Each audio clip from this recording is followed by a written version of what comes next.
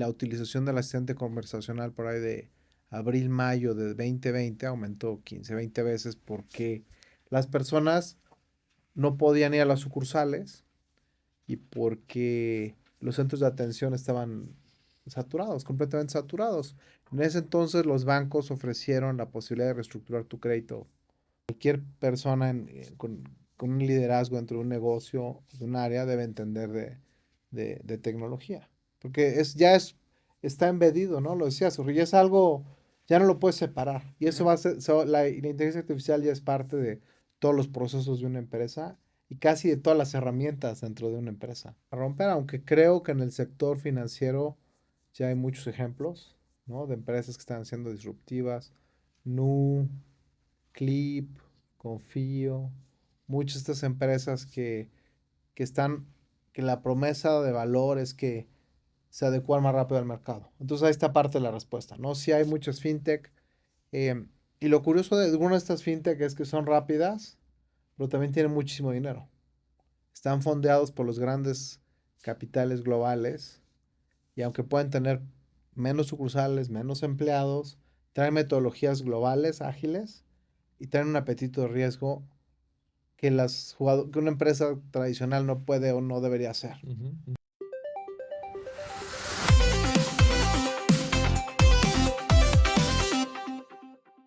Bienvenidos, un capítulo más de Core Financiero con sus amigos José Antonio Quesada y Jorge Álvarez, me presento brevemente, soy emprendedor desde hace más de 10 años y tengo el privilegio de compartir este espacio con José Antonio Quesada.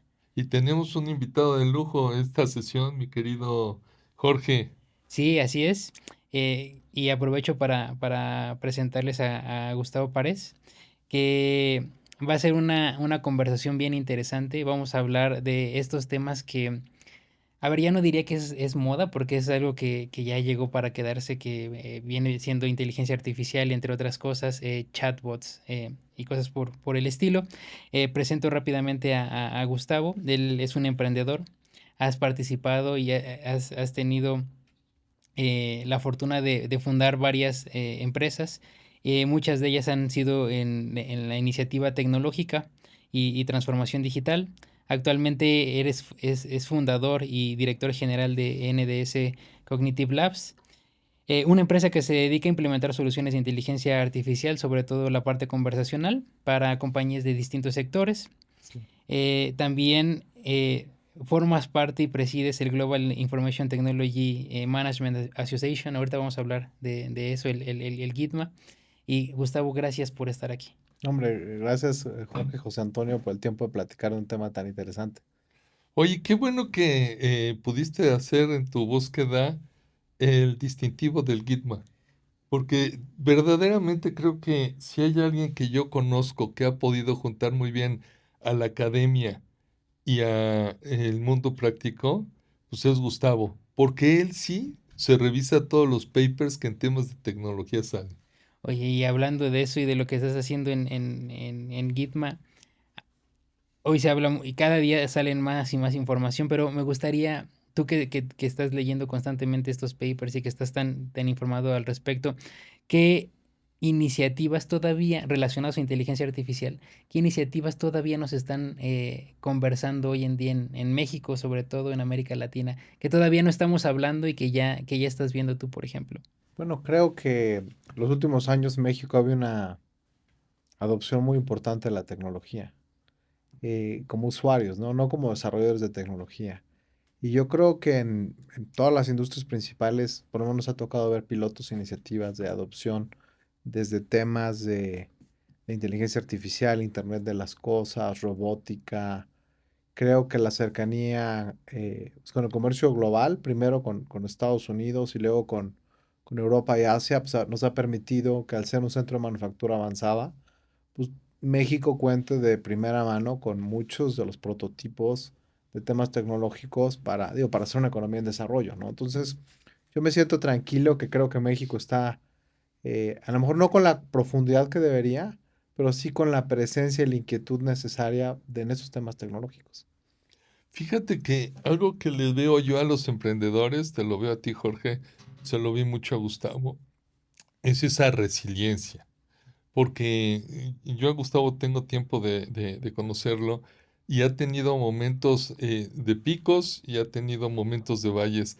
Y yo me acuerdo que antes de la pandemia, pues de alguna manera no terminamos de ver todo lo que se iba a necesitar de lo que tú pudiste apoyar al sector financiero cuando los call centers estaban saturados y tenías que tener un desahogo. Digo, la realidad es que muchos de los que nos ven pues son de la edad de ustedes, son muy jóvenes, pero a mí que me tocó verlo desde la Comisión Nacional Bancaria en ese momento, eso de estar en un call center para checar tu saldo, hora y fracción, hora 15 minutos, hora media hora, la realidad es que te daba una idea de la saturación que estaban viviendo y en ese momento tú les apoyaste. Así Y es. después cuando salió el tema de la pandemia y que esto se regularizó, pues tenías una estructura creada y tenías que reinventarte otra vez. ¿Cómo han sido estas etapas? Sería maravilloso que Sí, las claro, conocieran. no, pues claro, y parte de estar en la industria de tecnología y de servicios es que el largo plazo es muy corto, ¿no? Entonces tuvimos la fortuna, como dice José Antonio, de haber sido pues, pioneros un poco en entrar en el tema de inteligencia artificial. Nuestro primer cliente global fue HCBC en 2017. Entonces, para este banco que tiene la oportunidad de haber implementado el proyecto unos meses antes, o unos años antes, llega la pandemia y la utilización del asistente conversacional por ahí de abril, mayo de 2020 aumentó 15, 20 veces porque las personas no podían ir a las sucursales y porque los centros de atención estaban saturados, completamente saturados. En ese entonces los bancos ofrecieron la posibilidad de reestructurar tu crédito personal, hipotecario, de diferentes tipos de créditos. La única forma de hacerlo era por el call center. Entonces, algunos de nuestros clientes que tenían la posibilidad de hacerlo a través de los asistentes virtuales llegaron a tener cerca de más de 1 millón de usuarios al mes usando inteligencia artificial para responder preguntas y temas importantes. Entonces, ahí es cuando nos tocó de ver por primera vez que estas sí son tecnologías exponenciales, Ujú. porque a una fracción del costo lo pueden hacer igual o mejor que un proceso tradicional. Pero aparte te dejan los datos para que tú tomes mejores decisiones de qué pasó. Si tú tienes 1 millón de llamadas grabadas, el tiempo que te lleva escucharlas, analizarlas y luego indexarlas y luego qué temas, pues te lleva mucho más tiempo y mucho más costo. Sin embargo, el poderlo hacer con agentes o con bots te permite en tiempo real poder estar viendo qué preguntan los clientes, cuál es la eficiencia de las respuestas institucionales ante ciertas preguntas, porque lo que empezamos a hacer es ayudarle a nuestros clientes a decir, oye, de esta pregunta, los clientes no les está quedando claro el mensaje institucional en el website, en los brochures, en las sucursales, después que las reabrieron. Entonces, ¿cómo se vuelve un tema bidireccional de datos no estructurados que antes las empresas no pueden aprovechar? Ujú. Eso ya pasó hace 6 años. Creo que la tecnología ha avanzado muchísimo. Y como dices, José Antonio, pues a volverte a reinventar porque esto fue 2020, después en 2023, 24 sale la inteligencia artificial generativa y es completamente disruptiva otra vez, ¿no? Ahora hay que reinventar, ya le llamamos IA tradicional y ahora es la IA generativa y ahora vienen otras cosas. Entonces, como empresario tienes que estarte reinventando a lo que el mercado, a tus clientes, todos están dispuestos a contratarte. De acuerdo, y a ver, quiero hacer una pausa en este tema de la inteligencia artificial porque hoy se habla mucho al respecto a nivel individual en las organizaciones. Es un tema que constantemente está sonando, pero la realidad es que, a ver, primero es un concepto muy amplio. También compartiendo con un colega que da clases relacionadas a inteligencia artificial, me dice, oye, es que la gente piensa que ChatGPT es inteligencia artificial, y asocian mucho ciertas herramientas a la inteligencia artificial, pero este es un concepto más amplio o mucho más amplio. De entrada, en temas de financieros, el uso de modelos de inteligencia artificial vienen usándose hace muchísimo tiempo para identificación de riesgos, para colocamiento de créditos, etcétera. Y por el otro lado, vemos que cuando uno analiza las cifras y las estadísticas de la adopción real de la inteligencia artificial, pues todavía distan mucho del potencial que realmente existe dentro de las organizaciones. Primero, y quiero hacer dos preguntas en una es, ¿tú cómo estás conceptualizando la adopción de la inteligencia artificial en las empresas, en los proyectos que te ha tocado eh, utilizar o implementar? Y segundo es, ¿dónde sí estás viendo un aprovechamiento real de la inteligencia artificial en las empresas? Bueno, paré por partes, ¿no? Obviamente, sí, la inteligencia artificial es una disciplina muy amplia, Ujú, ¿no? Yo creo que lo que ha cambiado en los últimos años es la disponibilidad, el costo y la capacidad de adopción de la tecnología. Entonces, vamos a partirlo en casos de uso, ujú, ¿no? ¿Cómo lo utilizas? Y, y si entendemos que ahora la inteligencia artificial está implementada en muchas herramientas de trabajo del día a día, eh, yo diría que no, o sea que hay un gran avance en muchos casos de uso ujú, y hay una gran falta de avance en otros casos de uso. Por ejemplo, cualquier usuario que utilice herramientas de escritorio, ¿no? Desde las de Microsoft, las de Amazon, las de Google, las de Canva, las que quieras, ya está utilizando inteligencia artificial, ujú, las de diseño. Entonces, si tú tienes una tiendita y quieres poner tu inventario y ponerlo en línea, si tú tienes tu tarjeta de crédito, pues puedes usar un website con inteligencia artificial, hacer el carrito de compra, integrarlo con una cartera de pago en un día o en 2 horas. Eso antes te llevaba, hace 5 años te llevaba un mes, si ujú, bien te iba. ujú, Ahora lo puedes hacer en minutos. Y esos microempresarios y esos profesiones independientes lo están haciendo de una forma muy competitiva, ¿no? Ujú. Entonces hay un gran avance.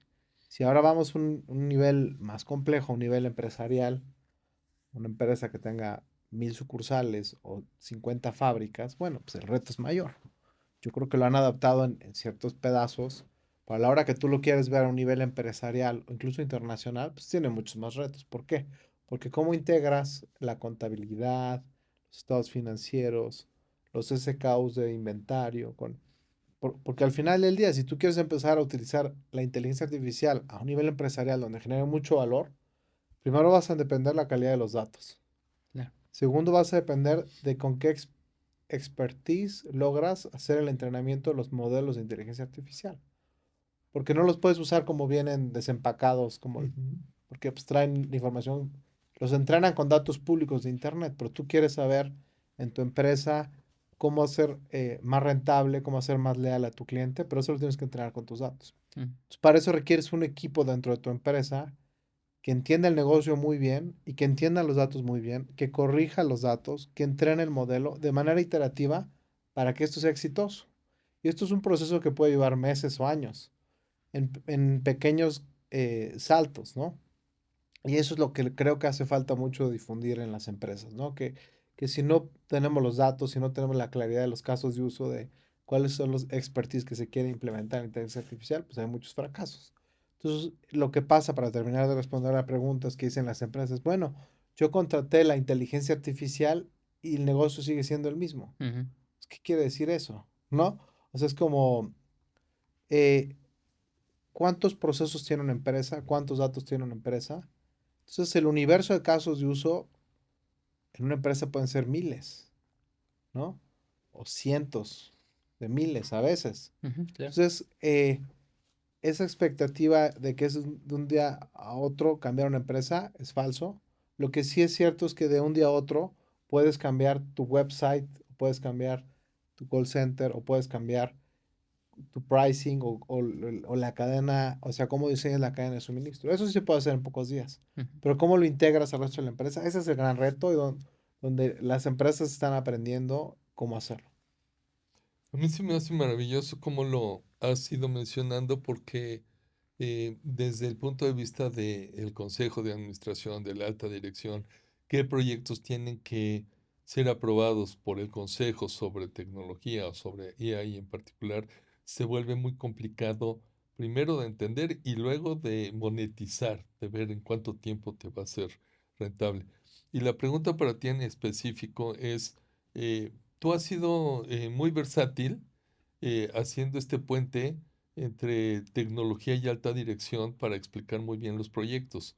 La realidad es que el de tecnología normalmente tiene mucha complicación para explicar el beneficio de sus proyectos. Y yo lo que quisiera preguntarte es, en el ejercicio anual que hay de presupuestación el próximo año, estos proyectos de IA, pues no necesariamente deberían de caber en el presupuesto tradicional.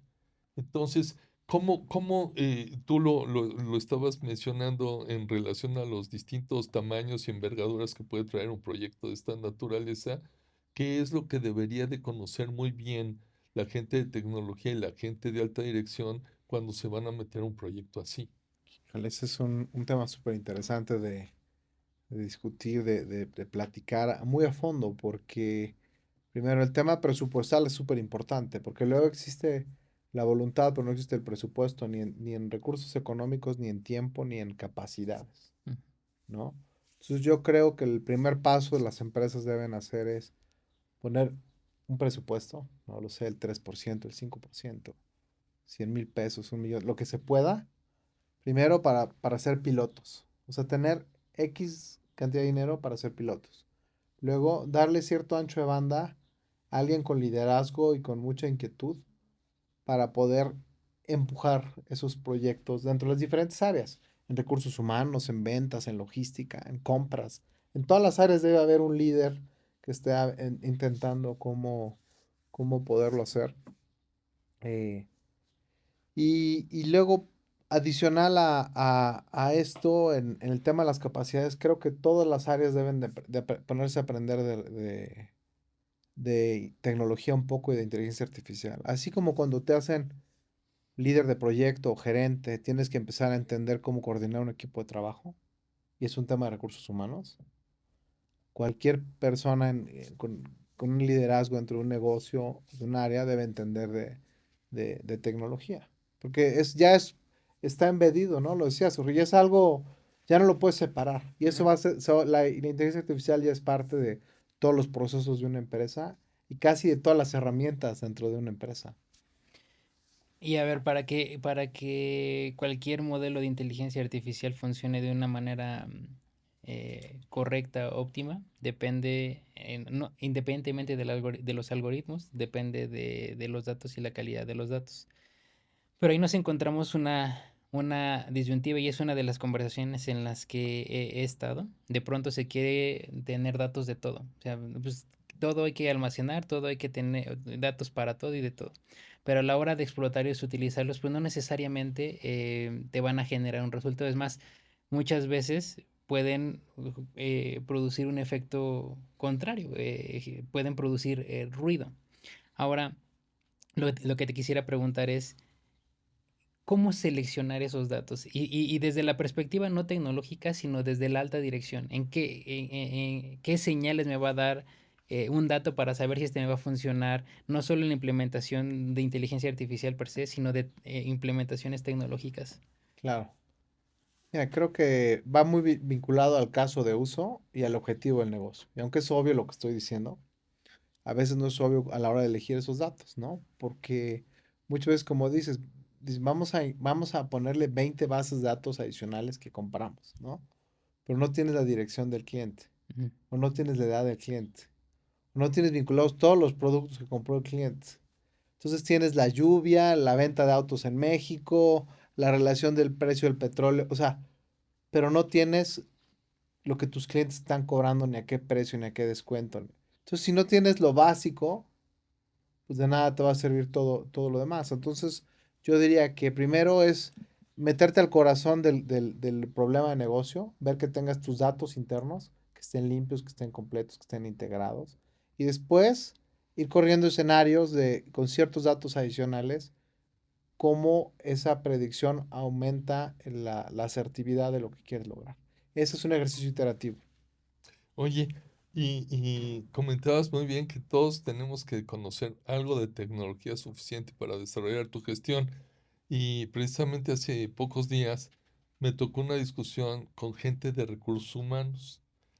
Tú y yo estuvimos en una organización que ahí le llaman talento y cultura, en algún otro lado le llaman capital humano. este, queda como genérico recursos humanos, pero la discusión en esta transnacional es que le iban a quitar humanos y solo le iban a dejar recursos. Porque en esta área, además de ver qué tipo de perfil de personal necesitaban, también tenían que ver dónde iban a hacer las automatizaciones y meter la IA. Entonces, Wow, realmente el de recursos humanos estaba muy consciente, primero por un tema de regulación, porque esta era una empresa europea, donde el jefe, si hay una regulación donde el jefe no puede ser IA, tiene que ser un humano. Pero en todo lo demás, pueden sustituir al humano por IA. Entonces, ya le estaban cambiando a esta unidad el tema de dejarlo como recursos. ¿Y a qué caigo con esto? Con lo que mencionas, sí, tú que te dedicas a proveeduría de servicios, pues el diálogo que debes de tener con distintas áreas de negocio debe ser sumamente rico, porque tienes que convencer a los que saben de tecnología, pero a los que no también. así es. Yo aquí, en esta iteración, pues quisiera saber qué perfiles ahora tienes dentro de tu misma consultora, porque antes me acuerdo que programadores, y recuerdo vívidamente cuando me dijiste, los necesito muchísimo, pero ¿cómo estás manejando el tema de talento en NDS? Claro. Bueno, pues primero creo que sí, las personas son clave, ¿no? Muy interesante lo que esa persona quiere hacer a recursos, contra recursos humanos. Yo creo que al final del día lo que quieren decir es cuáles son los activos intangibles o tangibles que tienen para afrontar el reto del Correcto, negocio. Y correcto. o sea, lo que hemos hecho nosotros es apostarle a tener personas cada vez más sofisticadas en su entrenamiento de dos temas. De entender el tema consultivo, o sea, cuál es el problema que se tiene que resolver y cómo es el problema técnico, cuál es la mejor estado del arte de la tecnología para resolver ese problema técnico. Antes nos enfocábamos más en este lado, en la De parte acuerdo. técnica, conocer mejor las herramientas, pero conforme estas herramientas nuevas te resuelven un poco la parte técnica, te dan un poco de ancho de banda para que las personas técnicas incluso puedan meterse más a entender el negocio. Entonces existe una convergencia entre, como ya el cómputo en la nube y las nuevas herramientas, algo que te tardabas un mes, ahora lo puedes hacer a lo mejor en 2 días o en un día. Tienes esa necesidad de convertir las competencias incluso las áreas técnicas de los programadores a ser más funcionales y más consultores. Entonces se vuelve una evolución que por un lado hacen cosas más complejas técnicamente porque tienen herramientas más potentes, pero para poder resolver el problema final tienen que ser capaces de entablar una comunicación de negocios y preguntarle, bueno, ¿qué, qué quieres decir con mejorar tu cadena de suministro? ¿Cuál es el problema? No nada más defíneme en un correo, esto yo lo programo, es toda esa conversación de llevarlo. Entonces, la respuesta para cerrarla es hemos hecho un esfuerzo muy importante porque nuestro equipo desarrolla este enfoque de ser expertos técnicos, pero más humanos y más consultores. Mm, interesante. Y esto tiene que ver también, o lo quiero vincular con lo siguiente, y es que para donde van las organizaciones es cada día utilizar más algoritmos, modelos, inteligencia artificial para la toma de decisiones. De hecho, a nivel individual, muchos profesionistas están, pues, utilizando mucho ya la inteligencia artificial, tal vez en exceso. ¿Y a qué me refiero? Y es que eh, inclusive temas de redes sociales, pues ya todo ves que está construido con algo más que no es el humano como tal. Y a ver, no está mal, pero cuando esto ya se lleva a un extremo en donde se empieza a perder el criterio humano y se empieza a tener una dependencia excesiva del uso de algoritmos, ¿qué riesgos puedes ver ahí? Sobre todo en la toma de decisiones en las empresas en donde ya se está delegando a los algoritmos, pues gran parte de la toma de decisiones. Claro, bueno, creo que esto no es nuevo porque hay grandes empresas en el que muchas personas no entienden cómo se llegó a esa etapa del proceso o a un precio o a un costo, ¿no? Eh, porque lo hacía el ERP o porque lo hacía el CRM o porque O Excel. era la fórmula, sí, la fórmula, un macro de Excel gigante que algo salía. creo que eso no es un problema nuevo. Creo que lo puede hacer peor en el sentido, o sea, lo puede agravar el problema en el sentido que cada vez va a ser más difícil dilucidar cómo se llegó a un resultado si no te queda claro cómo entrenaste un modelo y con qué datos, ¿no? Antes por lo menos era transaccionalidad, o sea, invertías la transaccionalidad y podías ver. Pero ahora ya estas nuevas tecnologías lo hacen de forma tan sofisticada y tan compleja y a veces no hay trazabilidad de cómo lo hacen. Ujú.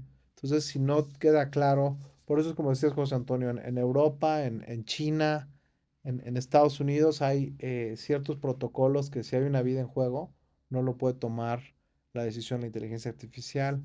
En China me parece que incluso tienes que registrar con el gobierno cuál es el algoritmo en ciertas industrias, en ciertos temas. No quieren dejar al azar nada. Que incluso el gobierno, por si quieres saber qué pasó, tienes documentado el algoritmo, Ujú, ¿no? ujú. Em, y eso creo que es pase parte del camino, que exista mucha de la regulación europea va alrededor de tener esa trazabilidad de cómo se llegó a un resultado y quién va a ser culpable en caso de cada quien, porque ese es el otro tema. El del... Pues lo hizo la inteligencia artificial y de culpa a quién es, pues sigue siendo de la empresa, Ujú. ¿no? ¿Por quién tomó la decisión? Entonces, creo que existen dos posturas, un poco la americana, que es vamos avanzando muy rápido, y la europea, que es primero vamos a ver que no pase nada y luego avanzamos. Y creo que México tiene que estar un poco en medio de esas dos.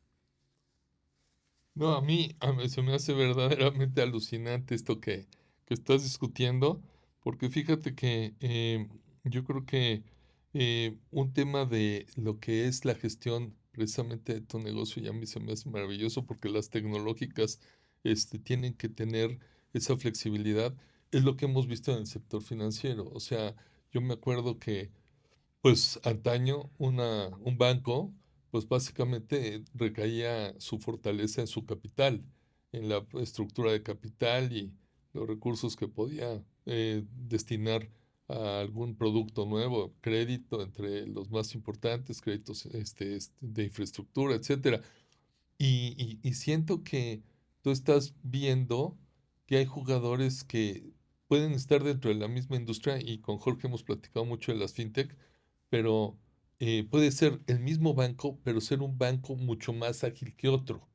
Y eso tú como proveedor de servicios lo ves muy bien. O sea, Así yo es. no sé cuánto tiempo tardas en que se te apruebe un proyecto porque pasa por 1000 áreas de compliance versus otros que son mucho más ágiles en las decisiones, cuanti más en el tema de las tecnológicas, ¿no?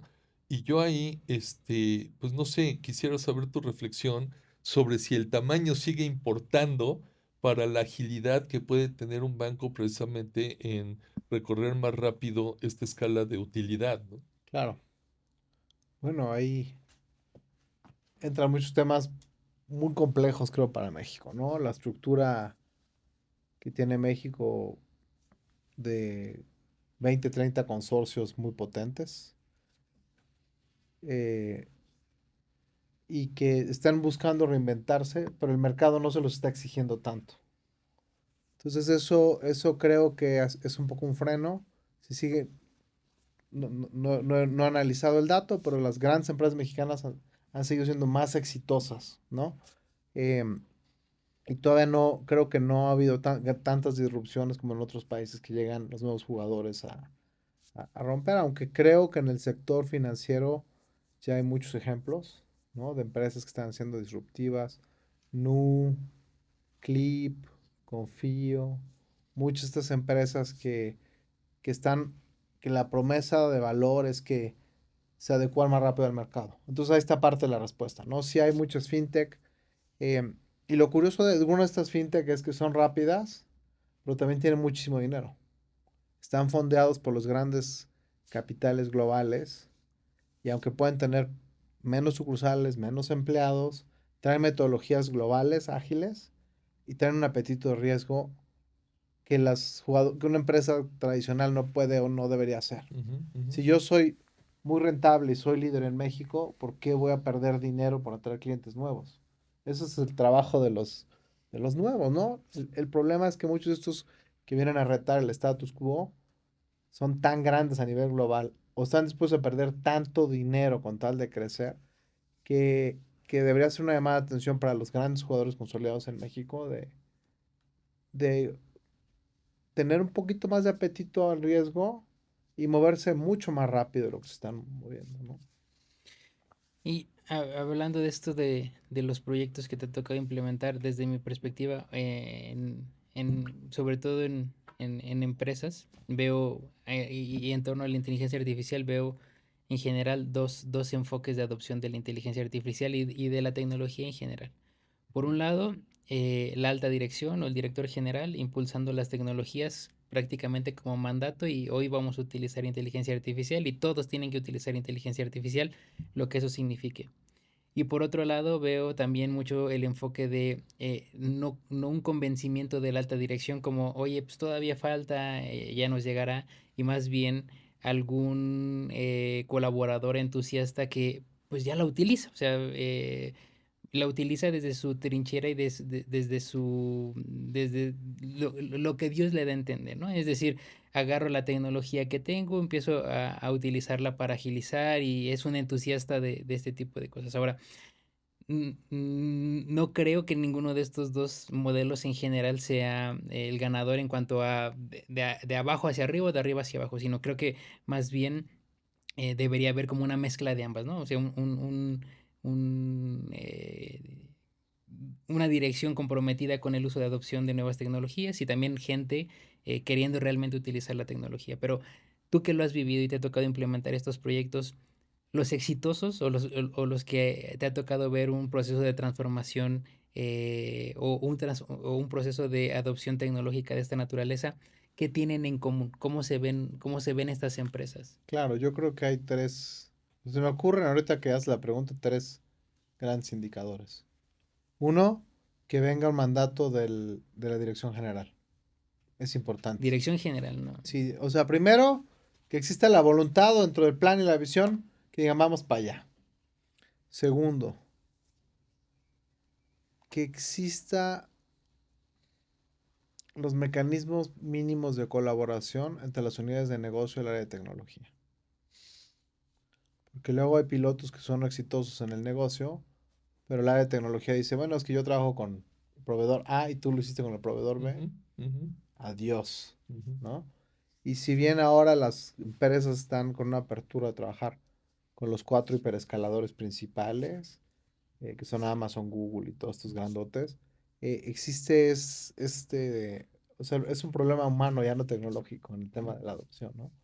Entonces creo que si bien, o sea, tiene que ser parte de los objetivos de la empresa, tiene que ir de la dirección general, tiene que haber un objetivo común entre las áreas de negocio y tecnología para que esto avance. O sea, son cosas obvias que cualquier libro de administración lo dice, pero que en la práctica, al ser algo tan novedoso, no estaba contemplado. Y cuando las empresas lo quieren hacer empíricamente, que, oye, lo que pasa es que ahora los de recursos humanos son los líderes en AI, pues eso no está bien visto a veces. Si dicen, ¿cómo los de recursos humanos, no? ¿O por qué los de ventas? ¿Por qué los de ventas quieren empujar un CRM con inteligencia artificial cuando los de tecnología no han dicho nada, ¿no? Ujú. Entonces, esa dinámica es la que se tiene que entablar en las empresas para que sean exitosos. Gran punto el tuyo, ¿eh? Gran punto el tuyo porque muchas veces se escudan, sobre todo en el sector financiero, en que hay una regulación que cumplir. Entonces no puedes hacer esto por la regulación. Entonces ponen a veces al stopper como el de compliance o al abogado y muchas veces tecnología. Y efectivamente estos hilos, más que la regulación, estoy convencido que pueden ser los que han frenado Ujú. muchos de estos grandes proyectos que tú mencionas. Oye, y en ese sentido vuelvo al mismo tema que tú platicabas, que al final del día la IA y el algoritmo pues recae en un tema de quién tiene la culpa. En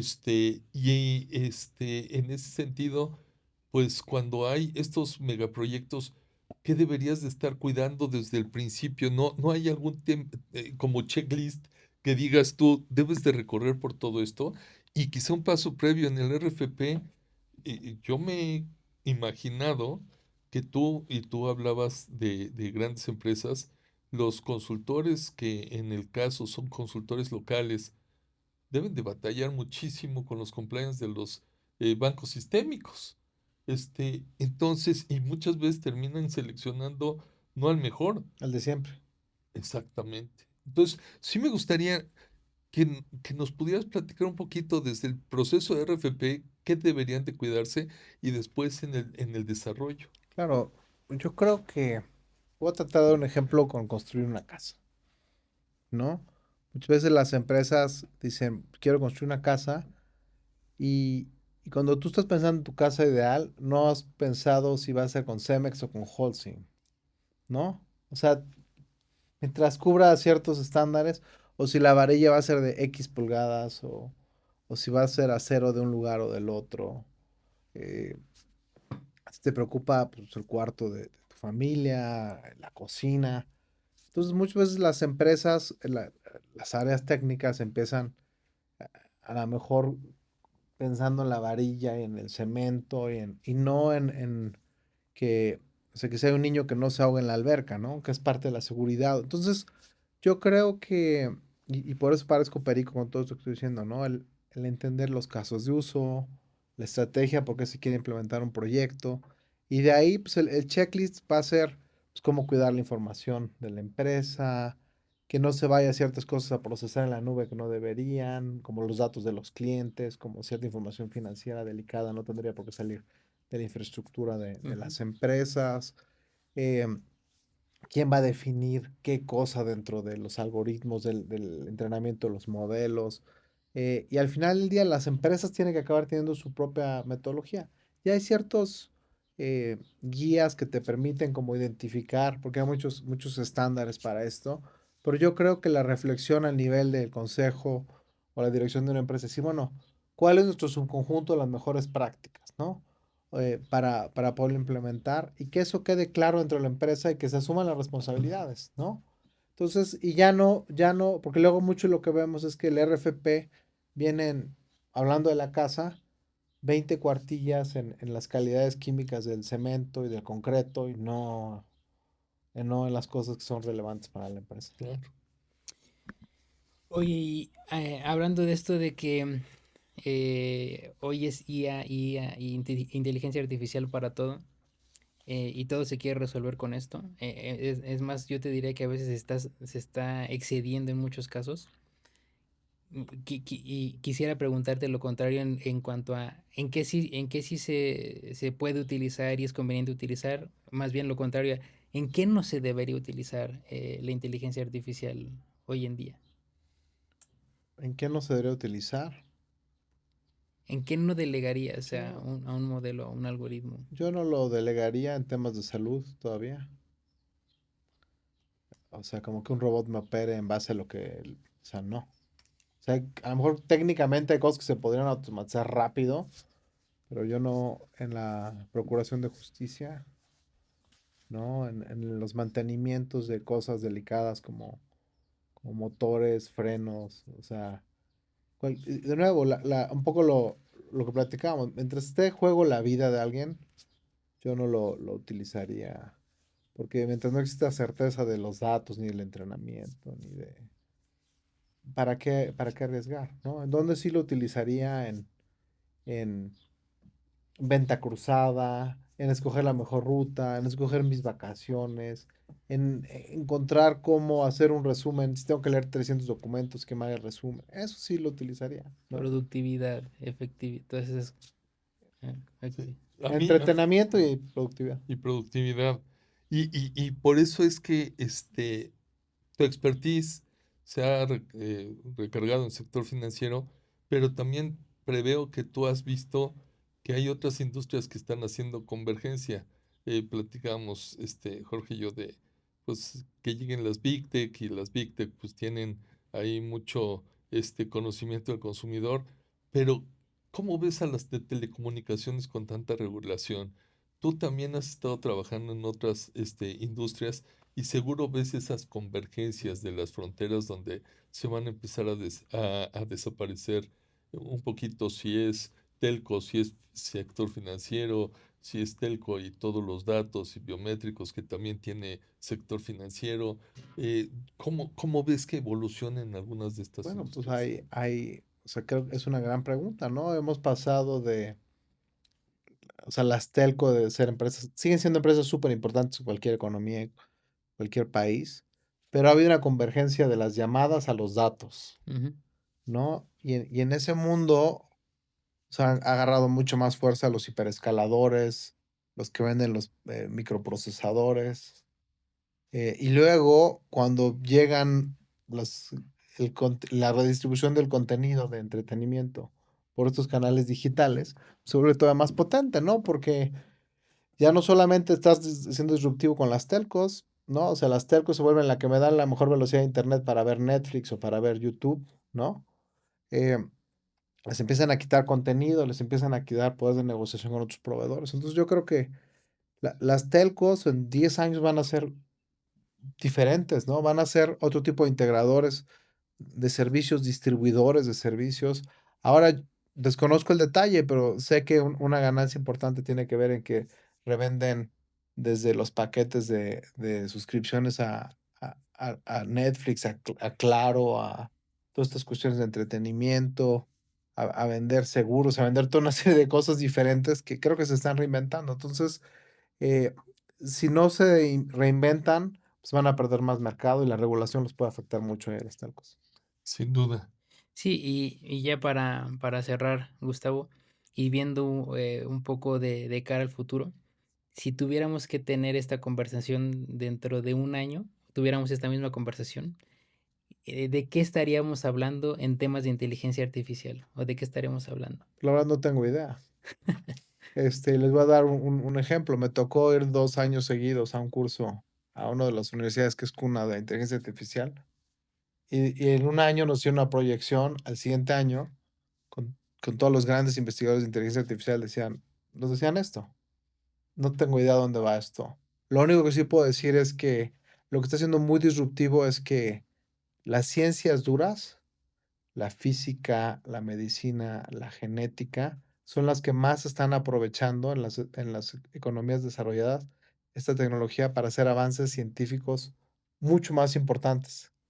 Y platicaban en esta universidad de que eh, como ahora, pues tú puedes alimentar todo el genoma humano en esta computadora. Y creo que han empezado a estudiar el genoma humano hace, no sé, 30, 40, 50 años. Y lo tenían ahí archivado. Lo que hicieron es, se lo meten en una de estas computadoras, entran a la inteligencia artificial generativa, ¿qué tienen que buscar? Y se están dando cuenta que el ADN, que son cadenas, importa en dónde se juntan los polos positivos y negativos. Y eso determina la efectividad de los medicamentos en cada ser humano diferente. Entonces, ahora van a poder diseñar una inyección que te cura no solamente, no sé, la diabetes, sino también algo del corazón. O sea, van a poder hacer medicinas específicas para ti en base a tu ADN. Y esas son las cosas que van a empezar en la aplicación de la inteligencia artificial. ¿En dónde va a ir la inteligencia artificial? Pues no lo sé, pero creo que nos va a llevar a un mejor lugar. Padrísimo tu desarrollo, Gustavo, y quizá yo nada más me quedaría con un sabor de boca de alguna entrevista que tuve contigo donde decías tú que el mercado mexicano versus el mercado en algunos otros lados, y tú has trabajado con consultores indios, has trabajado con chinos, has trabajado con, verdaderamente eres multinacional, y decías, es que el tipo de proyectos que nos piden en otras geografías versus el que tenemos aquí, pues tienen naturalezas diferentes. No estoy seguro, y esa es la pregunta, que en México esté cascadeando el desarrollo y los mejores proyectos de IA. Creo que en muchas cosas estamos replicando. Entonces vemos bancos sistémicos, pues sus casas matrices están fuera, tampoco es que los van a dejar gestionar lo que quieran, van a ir adaptando lo que en su casa matriz los dejen. Bancos medianos pues no tienen el mismo punch, el mismo músculo, van a ir haciendo otro tipo de optimizaciones o temas de productividad. Y así pasa, como tú decías, hay algunos oligopolios donde dices tú, pues, si así estamos siendo rentables, pues no le muevas, porque así seguimos bien, aunque podrían ser mucho más rentables con otros desarrollos. Ujú. Pero, ¿cómo ves en ese sentido la ambición del empresario mexicano a meterse a proyectos de mucho más envergadura? Yo creo que aquí pasan dos cosas. La ambición la hay, pero no hay el capital. Porque necesitas mucho capital de riesgo para meterte, ¿no? Puedes tener la ambición. Lo que pasa es que hay muchas empresas muy loables, muy buenas en México 5, 10, 20, 30 personas que les va bien para 20, 30 personas. Pero cuando tú quieres ser disruptivo en una economía de 130 y tantos millones de personas, que hay estas estructuras oligopólicas, la barrera de entrada necesitas mucho capital y mucho oxígeno para sobrevivir. Y ese es el que no creo que existe de manera suficiente. Desde que subió la tasa de interés en Estados Unidos, y algunas cuestiones estructurales en México de las reformas judiciales y todo han hecho más difícil atraer capital de riesgo a estos proyectos y sí afectan, la verdad. Entonces yo creo que se puede resolver, pero son temas estructurales que exista capital de riesgo disponible y certidumbre para estas inversiones. Padrísimo. Pues creo que fue muy interesante esta charla, mi querido Jorge. Muy, muy interesante, Gustavo. Muchas gracias por estar aquí. Gracias por tu tiempo y espero que haya sido de tu agrado esta conversación. No, pues gracias. Gracias, Gustavo. Un gusto seguir en estas secuelas, mi querido Jorge, en un capítulo más de Core Financiero. Gracias. Gracias.